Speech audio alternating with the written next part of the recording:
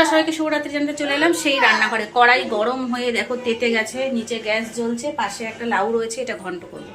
তো আজকে যেহেতু একাদশী, তো তোমাদের বিকেলবেলা কি খেয়েছি সেটা আমি তোমাদেরকে ভিডিওটা শেয়ার করেছি। তো এখন না খুব একটা খিদে পাচ্ছে না, কারণ তখন যেহেতু রুটি খেয়েছি, রুটি না পরোটা খেয়েছি 5-6খানা, আর তরকারি বলো 1 বাটি টক দই সব কিছু দিয়ে খেয়েছি, তো খুব একটা খিদে পাচ্ছে না।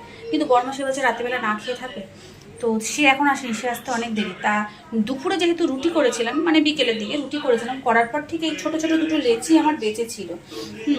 তো সেই লেচি দুটো ফ্রিজে ছিল, ভাবলাম এটা দিয়ে ওই বড় 1খানা রুটি হবে, ছোটো করলে 2খানা রুটি। তা ভাবলাম ছোটো ছোটো 2খানা পাতলা করে রুটি করে নিই, খুব তো একটা খেতে পাচ্ছেও না। আর তরকারি আছে নিরামিষ, ওটা দিয়ে খেয়ে নিই, আর বড়মাসে আসার সময় মিষ্টি নিয়ে আসবে, সেটা খেয়ে নেবো। তো যাই হোক, আমার রাতের ডিনারটা তো শুনেই নিলে, কড়াই গরম হয়ে যাচ্ছে আর আমি বক বক করেই যাচ্ছি। তার মানে ভাবো ভিডিও দেওয়ার কত আমার, মানে তোমাদের সঙ্গে সব কিছু শেয়ার করার আগ্রহটা আমার বেশি। তোমরা আমার পাশে থেকো, এইটুকুই বলবো। প্লিজ সাবস্ক্রাইব করে